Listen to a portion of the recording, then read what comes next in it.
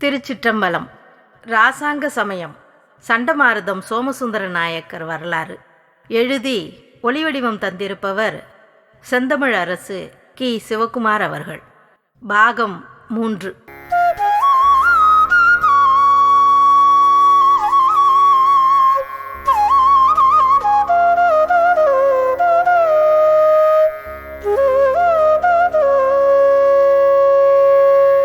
திருச்சிற்றம்பலம். ராசாங்க சமயம். தக்கர் சத்திரத்திலிருந்து வந்திருந்த காசி விஸ்வநாதர் திருக்கோயில் சிவாச்சாரியார் சாமி குருக்கள் மிகுந்த மகிழ்ச்சியோடு காணப்பெற்றார்.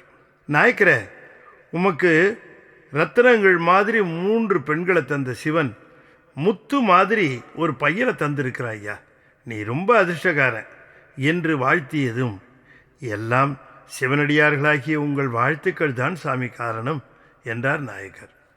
உன் கடைசி பொண்ணு அருமையாக தேவாரம் திருவாசகம் பாடி சிவபூஜை பண்ணுற அழகை பார்க்குறச்ச என் கண்ணே பட்டுடும் போல இருக்கு போ என்றார் குருக்கள். அவரோட செல்ல பெண்ணாச்சே என்றபடி அவருக்கு காஃபி கொண்டு வந்து வைத்தார் சிவஞானம். நாயக்கர் முகத்தில் மகிழ்ச்சி பரவியது. அப்போது வாசலில் யாரோ அழைப்பது போல் கேட்டது. ஐயா! அந்த குரலை கேட்டு வாசலுக்கு விரைந்தார் நாயக்கர். அங்கே ஒருவர் கையில் ஒரு கடிதத்தோடு நின்றிருந்தார். தாங்கள் தானே சோமசுந்தர நாயக்கர்? ஆம், உள்ளே வாருங்கள் என்றதும் உள்ளே வந்து அவர் அமர்ந்தார். பின் தொடர்ந்தார். நான் ராமநாதபுர சமஸ்தானத்திலிருந்து வருகிறேன். அரசர் பல சமய அறிஞர்கள் கலந்து கொள்ளும் மாநாடு ஒன்றிற்கு அரண்மனையில் ஏற்பாடு செய்திருக்கிறார். அதில் தாங்கள் கலந்து கொள்ள வேண்டும் என்று விரும்பி இந்த பிரத்யேக அழைப்பை எம் மூலமாக அனுப்பியிருக்கிறார் என்று கடிதத்தை நீட்டினார். சாமி குருக்கள் வாய்ப்பிழந்து அதிசயித்தார். ராமநாதபுரம் சமஸ்தானத்திலிருந்து அழைப்பா? வியப்பில் அவர் கண்கள் அகல விரிந்தன. ராமநாதபுரம் சமஸ்தான அழைப்பை ஏற்று அரசர் ஏற்பாடு செய்த நிகழ்ச்சியிலே பங்கு கொள்ளச் சென்ற நாயக்கருக்கும் நிகழ்வின் விவரங்கள் முழுமையாக தெரியாமல் தான் அதில் கலந்து கொண்டார். ஒரு பார்வையாளராகத்தான் தாம் அழைக்கப்பெற்றிருக்கிறோம் என்று கருதிய நாயக்கர் அன்றைய தினம் நிகழ்வுகள் அரசர் தொடங்கி வைத்த பின்னர் என்ன நிகழப்போகிறது என்பதை கூர்ந்து ஆர்வமாக கவனித்து கொண்டிருந்தார். ஆனால் அரசர் அழைத்த அழைப்பை ஏற்று எந்த சமய தலைவரும் தம் சமய கருத்துக்களை முன்வைத்து மக்களின் ஆதரவை பெற முன்வராதது அவருக்கு மிகுந்த வியப்பை தந்தது.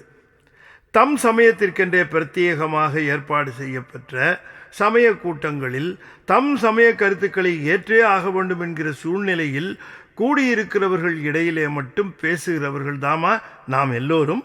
சைவத்தின் மேல் சமயம் வேறில்லை என்று மேடை முழக்கம் செய்கிறவர்கள் யாருமே ஏன் இங்கே அந்த முழக்கத்தின் அஸ்திவாரத்தை பலரறிய செய்ய முன்வரவில்லை? இப்படி பலவாறாக எண்ணிக்கொண்டிருந்த நாயக்கருக்கு எண்ணங்கள் தடைப்பட்டன. காரணம், அரசர் பார்வையாளர்கள் மத்தியில் அமர்ந்திருந்த தம் மீது விழுந்ததை உணர்ந்தார். விழுந்தது மட்டுமல்ல, சற்று நேரம் அப்பார்வை நிலைத்ததையும் உணர்ந்தார். ஒருவேளை அரசர் தாம் பேச முன்வருவோம் என்று எதிர்பார்க்கிறாரோ? அப்படி தாம் எழுந்தால் இங்கே பல சைவ மடங்களை சார்ந்த பெரியவர்கள் பலர் எழுந்தருளியிருக்கிற போது தம் செயல் அதிக பிரசங்கித்தனமாக ஆகிவிடுமோ? நாயக்கருக்கு உடலெல்லாம் ஏதோ ஒரு உணர்வு கூட ஆரம்பித்தது. அரசரின் நிலை குத்திய பார்வை நாயக்கரை இருக்கையை விட்டு எழச் செய்தது. மனமோ பாசமான களைவார், பரிவார்க்கு அமுதமனையார், ஆசை தீர கொடுப்பார், அலங்கல் விடைமேல் வருவார், காசை மலர் போல் மிடற்றார், கடவுர் மயானம் அமர்ந்தார், பேச வருவார் ஒருவர், அவர் எம்பெருமான் அடிகளே என்ற பாடலை அழகாக பாடி பார்த்தது. உணர்ச்சி பெருக்கோடு அம்மையப்பரை நினைந்தும் பார்த்தது. எழுந்து நின்ற தம்மை ஆவலோடு நோக்கிய அரசரின் ஆணை பிறந்ததும் அவையோரை பார்த்து கரம் கூப்பி வணங்கினார் நாயக்கர். பின் பேச ஆரம்பித்தார். எல்லாம் வல்ல பரம்பொருளின் அன்பு செல்வங்களாகிய நாம் அப்பெருங்கருணித்திரத்தை மனமாற நினைந்து வாயார புகழ்ந்து பேச வாய்ப்பளித்த திக்கட்டும் புகழ் மணக்கும் ராமநாதபுர சமஸ்தானத்தின் ஒப்புயர்வு கூற ஒன்னாம் மேன்மை தங்கிய பேரரசை முதற்கண் வணங்கி மகிழ்கின்றேன் என்று கூறி நாயக்கர் முடிப்பதற்கு முன்பாகவே பலத்த கரவொலி அவையை கடந்து விண்ணை எட்டியது. நாயக்கர் தொடர்ந்தார். சைவ சமயம் எந்த சமயத்திற்கும் புறம்பானது அல்ல. இன்னும் சொல்லப்போனால் எல்லா சமய கொள்கைகளையும் தன்னுள் கொண்டது. இச்சமயத்தின் பரம்பொருளாம் சிவத்தின் இலக்கணமும் அப்படித்தான். எல்லாவற்றிலும் கலந்தும் அவற்றை கடந்தும் விளங்குகிற வியாபகம் அவனுக்கு பேசப்பெறுகிறது. உயிர்களை இறைவன் படைக்கவில்லை என்பது எம் சமய கொள்கையின் அடிப்படை. அறியாமையால் துன்புறுவதே இயல்பாக கொண்டிருக்கிற உயிர்களை இறைவன் படைத்திருக்க எந்த நியாயமும் இல்லை.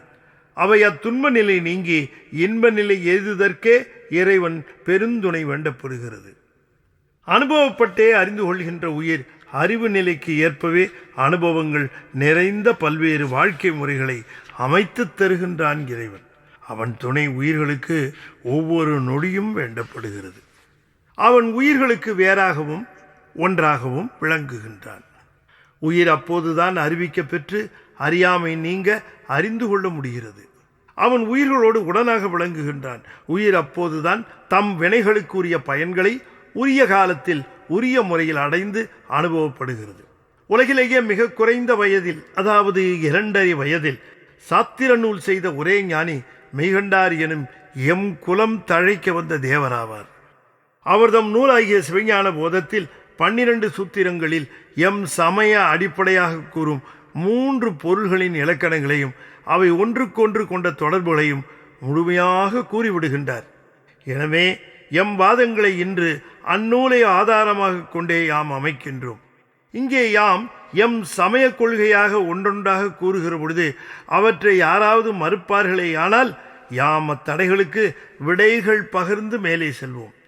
அவையிலே யாருக்காவது எம் விடையை ஒப்புக்கொள்ள தடையிருப்பின் அதற்கான காரணத்தை எடுத்துச் சொன்னால் எம் விளக்கத்தை நாம் தொடர்ந்து கூற முடியும் என்று கூறிய நாயக்கர் சற்று நிறுத்தினார். அவையோர் அரசரை நோக்கினார். அவையோரை அரசர் நோக்கினார். பின் நாயக்கர் மீண்டும் பார்த்து தொடரலாம் என்ற பாவனையில் அரசர் தலையை அசைத்தார். அப்படி அசைத்த போது அரசர் முகத்தில் தெரிந்த ஒரு இனம் புரியாத மகிழ்வு அவரை கூர்ந்து கவனித்தவர்களுக்கு மட்டும்தான் புலப்பட்டிருக்கும். முதலில் கூறினோம், எம் சமயத்திற்கு அடிப்படை பொருள்கள் 3. 1 பதி, அறிவிக்காமலே அறிவது. 2 பசு, அறிவித்தால் அறிவது. 3வது பாசம், அறிவித்தாலும் அறியாதது. இந்த கொள்கையில் யாருக்காவது ஐயப்பாடு இருந்தால் எழுப்பலாம் என்று நிறுத்தினார் நாயக்கர். வைணவர் ஒருவர் எழுந்தார். அறிவு அறிந்து கொள்ள அறிவிப்பு தேவையா? அனுபவத்தில் தானே அறியும் என்று தடை எழுப்பினார். நாயக்கர் உடனே அவரை பார்த்து இது என்ன என்று தம் மேலங்கியை காட்டினார். அவர் மேலங்கி என்றார். நாயக்கர் எப்படி சொன்னீர்கள் என்று வினவினார். அவர் தாமதிக்காமல் கண்களால் பார்த்துத்தான் சொன்னேன் என்றார். பக்கத்தில் இருந்தவரிடம் ஒரு பிரம்பு இருந்தது. அதை எடுத்து தூக்கி காட்டி நாயக்கர் மறுபடியும் கேட்டார், இது என்ன என்றார். கேள்வி கேட்டவர் சற்றும் யோசிக்காமல் பிரம்பு என்றார். எப்படி சொன்னீர்கள் ஐயா என்று நாயக்கர் கேட்டதும், ஐயா கண்களால் பார்த்துத்தான் சொன்னேன் என்றார் சற்று பொறுமை இழந்து. அவையோரிடையே மிகுந்த ஆர்வம் பரவி இருந்தது. நாயக்கர் ஏதாவது மேஜிக் செய்ய போகிறாரா?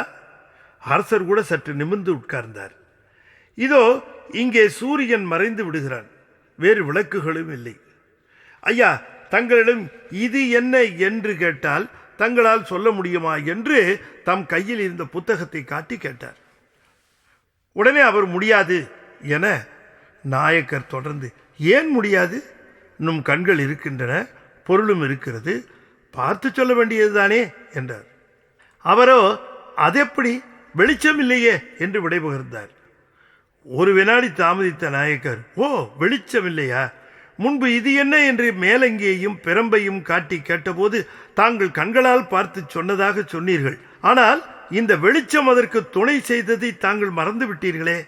அப்படித்தான் இந்த உலகத்தில் நாம் அதை அறிந்து கொண்டோம், இதை அறிந்து கொண்டோம் என்று நம் அறிவால் அறிந்தது போல் கூறினாலும் காணும் திறம் இருப்பினும் கண்ணுக்கு காண்பதற்கு ஒளி வேண்டுமாறு போல நம் அறிவு அறிந்து கொள்ள ஈசன் அறிவிப்பாகிய துணையும் தொடர்ந்து வேண்டப்படுகிறது ஐயா என்று நாயக்கர் பதில் கூறியதும் கரவொலியில் அவ்வரங்கமே அதிர்ந்தது. அதுவல்ல வியப்பு, ஆசனத்தை விட்டு அரசர் எழுந்து நின்று கரவொலி எழுப்பியது அனைவர் கவனத்தையும் ஈர்த்தது. முதல் நாளை தொடர்ந்து அடுத்த 2 நாட்களும் நாயக்கரின் சைவ சமயமே சமயம் என்ற கொள்கை விளக்க சொற்பொழிவுகள் நிகழ்ந்தன. முதல் நாள் கூட்டம் அரங்கம் நிரம்பியிருந்தது என்றால் மறுநாள் கட்டுக்கடங்காமல் கூட்டம் அவைக்கு வெளியேயும் வழிந்தது. நாயக்கரின் பேச்சிலே மயங்கி போனவர்கள் சிலர், கிறங்கி போனவர்கள் சிலர், வாயடைத்து போனவர் பிறர், அவர்தம் பேச்சுக்களை குறிப்பெடுத்தவர் ஏராளம் ஏராளம். கும்பிட்டு விழுந்து வணங்கியவர்கள் அவரை சிவத்தின் வடிவமாக கண்குளிர கண்டார்கள். அதனால்தான் நிறைவு நாள் அன்று அவையறிய ஊரறிய உலகறிய அவருக்கு தங்க தோடாக்களை அணிவித்து பொன்னாடையை போர்த்தி சண்டமார்தம் என்ற விருதையும் வழங்கிய போது யாவரும் தமக்கே அச்சிறப்புகள் கிட்டின போல மகிழ்ந்தனர். மற்றவர் மனம் புண்படா வண்ணம், அதே சமயம் தம் கருத்துக்களை அவர்கள் மறுக்கவும் முடியா வண்ணம் சைவ சமய சிறப்புகளை நிலை நிறுத்திய நாயக்கர் சைவ சமய தோத்திர சாத்திர ஆசிரியர்களின் ஒட்டுமொத்த ஒரு வடிவமாகவே தோன்றினார். அரசரும் எல்லையில்லாத மகிழ்வோடுதான் அந்த விருதை அவையோர் முன்னிலையில் வழங்கினார். அப்போதுதான் யாரும் எதிர்பாராத ஒன்று அங்கே நிகழ்ந்தது. 19ஆம் நூற்றாண்டின் நிறைவு ஆண்டுகளில் இந்தியா முழுவதிலும் வெள்ளையரை வெளியேற்றும் இயக்கம் தீவிரமாக நிகழ்ந்து கொண்டிருக்க தமிழ்நாடும் தன்னுடைய பங்கை மிகச்சிறப்பாக செய்து கொண்டிருந்த தருணம் அது. வெள்ளையர்களை வெளியேற்றுவதில் மட்டுமல்ல, அவர் ஆட்சியால் நம்முடைய கலாச்சார சீரழிவும் பெருகி இருந்தபடியால் அதை சீர் செய்வதிலும் பலர் முனைந்திருந்தார்கள். அங்கங்கே சமஸ்தானங்களை ஆண்டு கொண்டிருந்தவர்களில் பலர் வெள்ளையரின் ஆதரவை பெறுவதிலும் தங்கள் செல்வாக்கை பெருக்குவதிலும் கவனமாக இருந்து தம் சுயநலத்தையே பேடி வந்தார்கள். ஆனால் ஒரு சிலர் மக்கள் நலத்தை முன்னிறுத்தியும் மக்கள் பண்பாடும் ஆன்மீக உணர்வும் குன்றாத வண்ணம் ஆட்சி செய்து வந்தார்கள். அவர்களுக்கு வெள்ளையர்களிடமிருந்து எதிர்ப்பு சற்று குறைவாக இருந்தது என்று சொல்ல வேண்டும். கிட்டத்தட்ட 1888 முதல் 1903 வரை ராமநாதபுர சமஸ்தானத்தை தம் திறமையான நிர்வாகத்தாலும் தன்னலமற்ற ஆளுமை திறத்தாலும் ஆண்ட மன்னர் சேதுபதி அவர்கள் மக்கள் உள்ளத்தில் தனக்கென ஒரு இடம் பிடித்திருந்தார். தளராத இறை நம்பிக்கை கொண்ட அரசர் சமய காழ்ப்புணர்ச்சியின்றியும் அதே சமயம் சைவ சமயமே சமயம், அதிர்சார் சிவமே பரம் என்ற ஆணித்தரமான உணர்வும் இருந்தவராக விளங்கினார். இதனால் அன்று அவர் கூட்டிய சமய கொள்கைகள் விளக்க மாநாட்டிற்கு பல்வேறு சமயங்களை சார்ந்த அறிஞர் பெருமக்களும் ஆண்டோர்களும் சான்றோர்களும் மக்களும் ஒருங்கு குழுமி இருந்தார்கள். அரசர் சிவத்திடம் பல நாட்களாக வைத்த விண்ணப்பம் அன்று ஈடேறியது என்றே கூறலாம். வேதாந்த கொள்கைகளே இந்திய சமய கொள்கை என்று யாவரும் மயங்கி நிற்கும் போது அதையும் தாண்டிய சித்தாந்த சமயாதீதம் யாவருக்கும் சென்று சேரவில்லையே.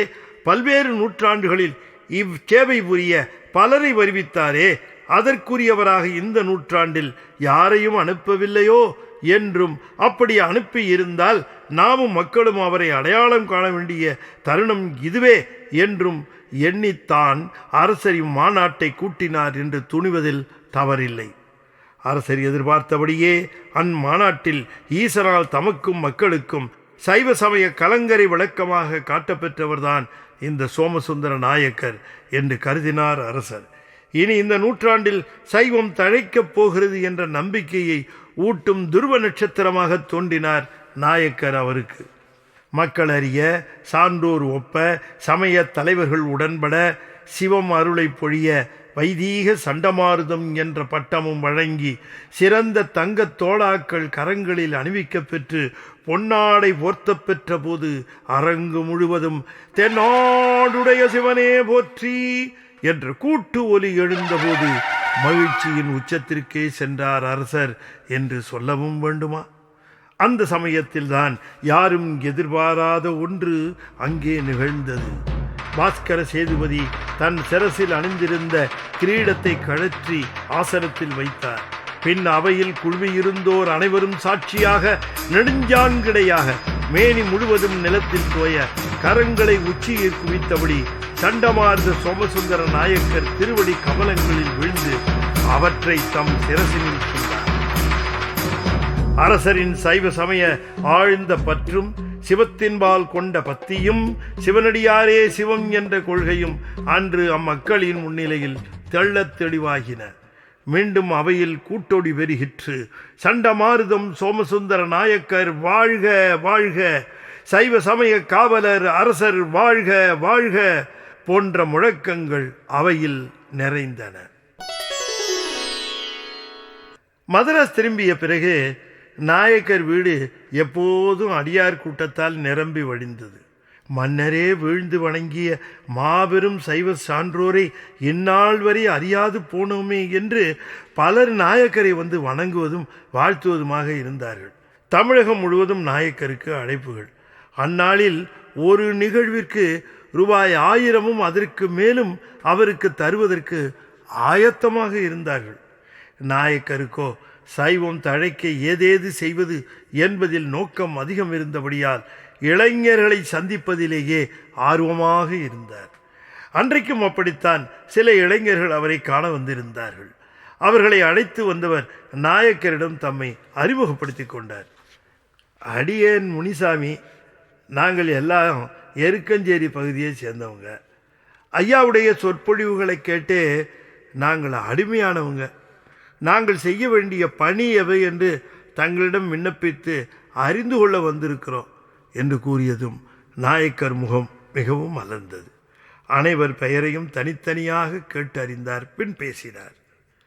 நாம் முதலில் செய்ய வேண்டிய பணி திருமுறைகள் சார்ந்த சிவ வழிபாடு. இதற்கு முன்னோடியாக 4 பெருமக்களின் குரு பூசைகளை தவறாமல் நிகழ்த்துவது, அவர்கள் அருளி செய்த தேவார திருவாசகங்களை இசையோடும் பக்தியோடும் மக்களிடையே எடுத்துச் செல்வது. அடியேன் காசி விஸ்வநாதர் திருக்கோயிலில் இதை செய்து வருகிறேன், தாங்களும் இதை செய்ய வேண்டும். உடனே முனுசாமி தொடர்ந்தார். ஐயா, அடியேனுக்கு ஏகாம்பரேஸ்வரர் கோயிலுடன் நல்ல தொடர்பு உண்டு. அடியேன் 4 குருபூசி விழாக்கள் ஒவ்வொருவருக்கும் குறைந்தது 10 நாட்கள் விழாவாக எடுக்க ஆவலாக இருக்கிறேன். தாங்கள் வாழ்த்த வேண்டும் என்றவுடன் உடன் வந்த இளைஞர்கள் நீங்கள் வந்து சிறப்பித்து தர வேண்டும் என்றும் விண்ணப்பித்தார்கள். நாயக்கர் முகம் பூரண நிலவாய் பிரகாசித்தது. அன்றைய தினம் நாகப்பட்டினம் வெளிப்பாளையம் திருவிழா கோலம் பூண்டிருந்தது. மதராஸில் இருந்து நாயக்கர் சொற்பொழிவு செய்ய வருகிறார் என்றதும் மக்கள் அவர் பேச்சை கேட்க தம்மை ஆயத்தப்படுத்திக் கொண்டிருந்தார்கள். வெளிப்பாளையம் சைவ சித்தாந்த சபையும் அன்று பரபரப்பாக இயங்கிக் கொண்டிருந்தது. நாயக்கர் நாகப்பட்டினம் நேற்றே வந்து சேர்ந்து விட்டார்கள். காலை அருள்மிகு காயாரோகணேஸ்வரர் தரிசனத்திற்காக அவரை அழைத்து செல்ல சபையை சார்ந்த மருதநாயகம் பிள்ளை அன்பர்களை ஏற்பாடு செய்துவிட்டு முக்கிய பிரமுகர்களுக்கு தனியே அழைப்பு விடுவதில் முனைப்பாக இருந்தார். பலரும் அவரை நாயக்கருடன் தனியே சந்தித்து பேச வாய்ப்பு கேட்டிருந்தார்கள். பலரின் ஆர்வத்தை அறிந்து அவர்களுக்கு இயன்றவரை ஆவண செய்து கொண்டிருந்தார் மருதநாயகம் பிள்ளை.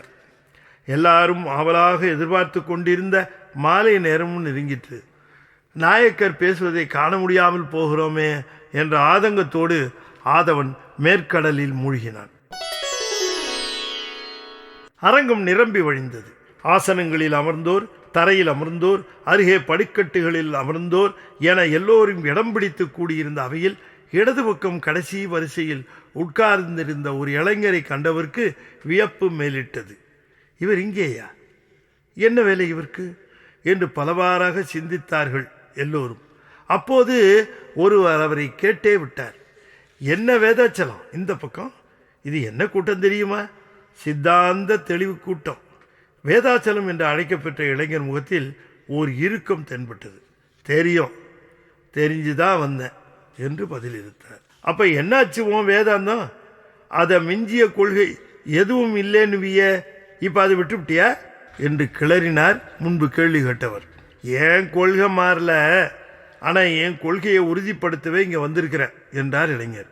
புரியலையே என்று அவர் கூறியதும், சித்தாந்த கொள்கையை உயர்ந்தது என்று கூறி வரும் நாயக்கரனுடைய கொள்கைகளை தவிடுபொடியாக்கவே நான் வந்திருக்கிறேன். இவர் எடுத்து வைத்திருக்கின்ற வாதங்களை குறித்து வைத்து எதிர்வாதங்களை நானும் எடுத்து வைத்து வேதாந்தமே உயர்ந்த கொள்கை என்பதை நிரூபிக்காமல் விடமாட்டேன் என்று சொன்னபோது அந்த இளைஞரின் முகத்தில் கொள்கை உறுதியின் பிடிப்பு தெரிந்தது. ஆனால் நாகைக்காரோனும் காயாரோகணேஸ்வரர் திருவுள்ளமோ வேறு விதமாக இருந்தது. யார் அறிவார் அவர் திருவுள பாங்கினை?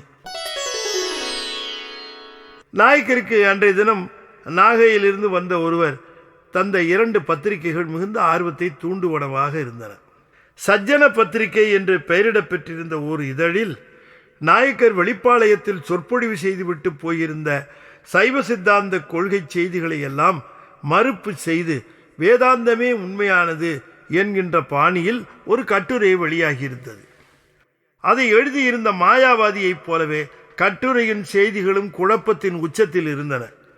அதற்கு எவ்வாறு மறுப்புகள் எழுதலாம் என்று சிந்தித்தபடியே நாயக்கர் அதை அப்புறமாக நகர்த்திவிட்டு மற்றொரு இதழை எடுத்து பார்த்தார்.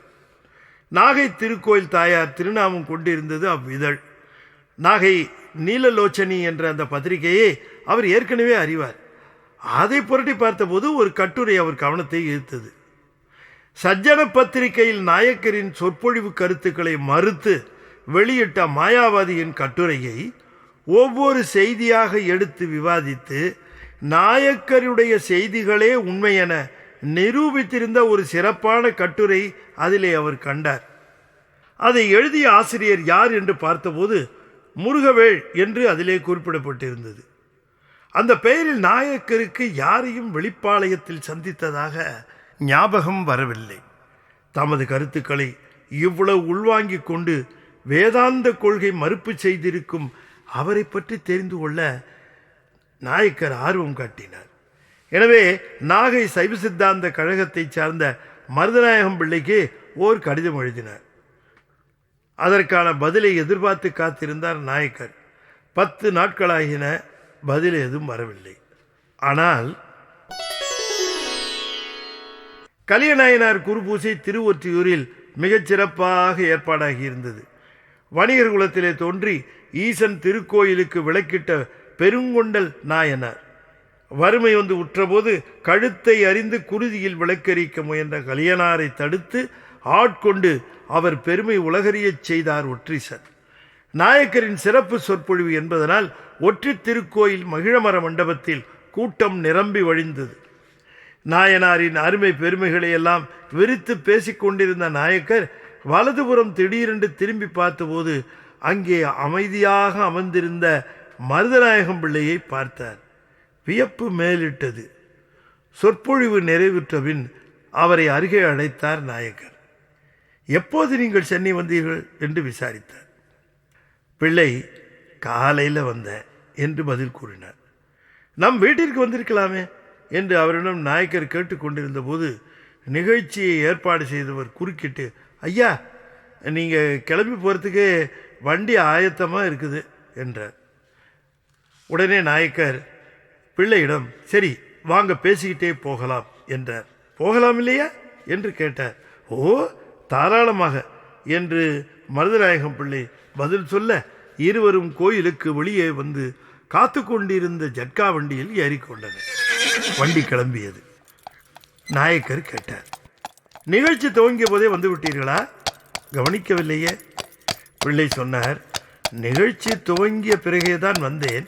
இங்கே அயனாவரத்தில் உறவினர் வீட்டில் ஒரு சுபகாரியம், அதற்காக கடைசி நேரத்தில் கிளம்பி வந்தேன். ஓ, நாகையில் எல்லோரும் நலம்தானே? உங்கள் ஆசையால் எல்லோரும் நலம் ஐயா என்றவர் தொடர்ந்து, நீங்கள் மன்னிக்கிடுங்க ஐயா என்றார். எதற்கு? நீங்கள் எழுதின கடிதத்துக்கு உடனே பதில் எழுத முடியல என்றவுடன் நாயக்கர் பதிலேதும் கூறவில்லை. குதிரை வண்டி பீச் ரோடு பக்கம் திரும்பியது. ஜில்லென்று கடல் காற்று பிள்ளையை மகிழச் செய்தது. மதராஸ் கடல் காற்று மாதிரி நாகப்பட்டினத்தில் காற்று இவ்வளோ சில்லுன்னு வீசுறது இல்லைங்க ஐயா. நாயக்கர் சிரித்தபடி தொடர்ந்தார். கடல் காற்று சில்லுன்னு தான் இருக்கும், ஆனால் மனுஷங்க இங்கே இருக்கிறாங்களே படுவப்பம், அசந்தா போதும் தகிச்சிருவாங்க என்றார் சற்று வேடிக்கையாக.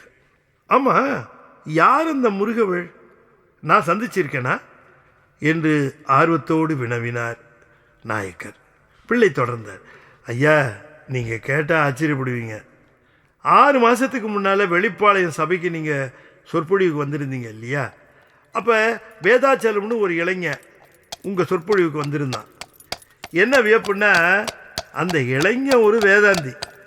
ஓஹோ, வியந்தார் நாயக்கர். சட்டென்று வண்டி குடை சாய்ந்தது. நாயக்கரை பிடித்து கொண்டார் பிள்ளை தான் விழாமல் இருக்க. வண்டி பள்ளத்தில் இறங்கிருச்சு போல என்ற நாயக்கர் வண்டிக்காரரிடம் பார்த்து ஓட்டுப்பா என்றார். சரிங்க சாமி என்றார் வண்டிக்காரர். பிறகு பிள்ளை தொடர்ந்தார்.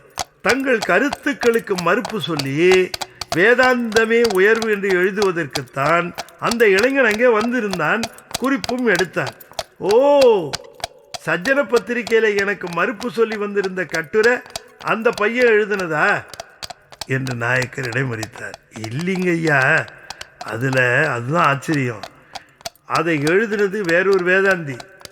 ஆனால் அதை மறுத்து உங்களுக்கு ஆதரவா நாகை நீலலோச்சனையில் எழுதியிருந்த இளைஞன், அந்த இளைஞன் தான் இந்த வேதாச்சலம். அட, வியப்பை தன் குரலில் காட்டிய நாயக்கர் தொடர்ந்து, அதெப்படி வேதாந்தியா வந்தவன் என்னுடைய கருத்துக்களுக்கு ஆதரவாக எழுதுனா என்று வினவினார். பிள்ளை தொடர்ந்தார். அதுதான் ஐயாவோட சொற்பொழிவு செய்கிற மாயம். தாங்கள் கருத்துக்களை பேசும்போது அதை மறுக்கத்தான் தங்கள் சொற்பொழிவுக்கு அவன் வந்தான். ஆனால் அன்றைய தினம் உங்கள் கருத்துக்களின் மனசை பறிகொடுத்து விட்டு வேதாந்தி வேடத்தை கலைத்துவிட்டு தன் இயற்கை நிலையை உணர ஆரம்பித்தான். அதற்கு பிறகு தங்கள் நூல்கள் சிலவற்றை கேட்டு என்னிடமிருந்து வாங்கி விட்டு போனான். இன்னைக்கு வேதாச்சலம் சிறந்த சைவ சித்தாந்தி. பிள்ளை பேச்சை முடிப்பதற்கும் வண்டி வீடு வந்து சேர்வதற்கும் சரியாக இருந்தது. பிள்ளை முதலில் இறங்கினார். வண்டியிலிருந்து இறங்கியபடியே நாயக்கர் சொன்னார், பிள்ளை, நான் அந்த வேதாச்சலத்தை சந்திக்கணுமே. ஆகட்டுங்க ஐயா, ஏற்பாடு பண்ணுறேன் என்று பிள்ளை ஆர்வமாக கூறினார்.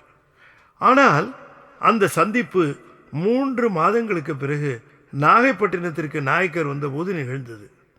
அந்த சந்திப்பு தான் வேதாச்சலம் பிற்காலத்தில் மறைமலை அடிகளாக தன்னிகரற்ற சைவ தமிழ் பணி செய்ய வித்திட்டது. நாயக்கர் காலையிலிருந்து ஆவலாக வேதாச்சலத்தை எதிர்பார்த்து கொண்டிருந்தார். அவருக்கே அது ஆச்சரியமாக இருந்தது. தம்முடைய ஆன்மீக பயண வாழ்விலே இதற்கு முன்பு வேறு யாரிடமாவது தாம் இவ்வளவு அக்கறை கொண்டது உண்டா என்று யோசித்து பார்த்தார். இந்த 6 மாத காலமாக பல்வேறு கடித போக்குவரத்துக்கள் இருவரிடையேயும் நிகழ்ந்த வண்ணமாக இருந்தது.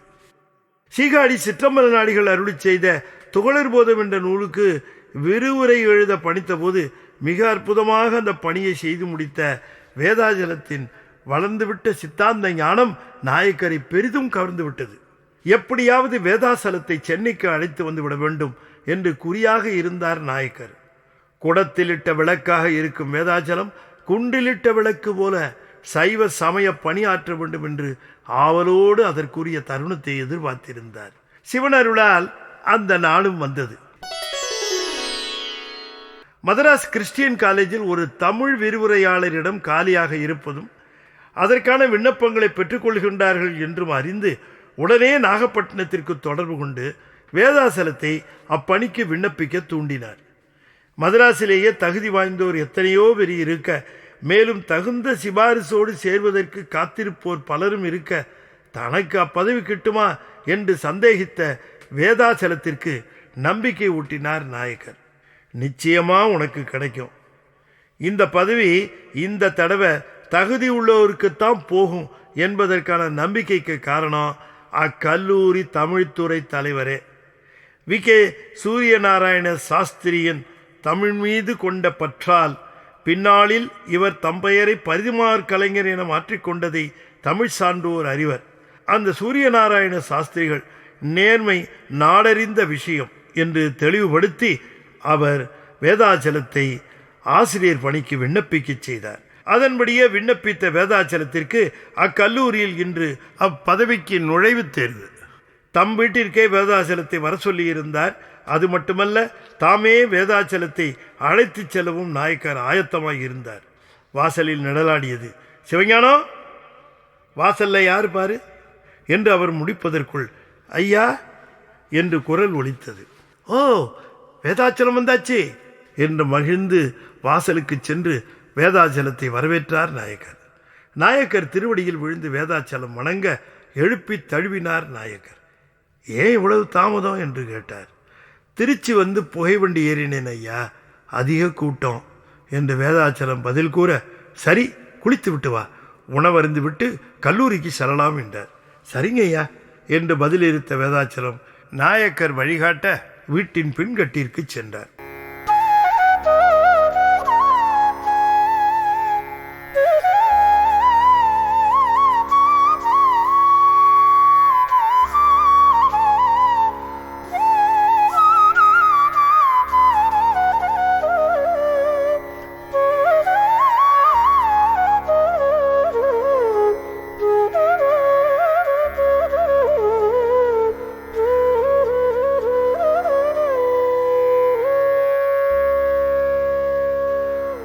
இதன் அடுத்த பகுதி வருகின்ற புதன் இரவு 10 மணிக்கு ஒலிபரப்பாகும். திருச்சிற்றம்பலம்.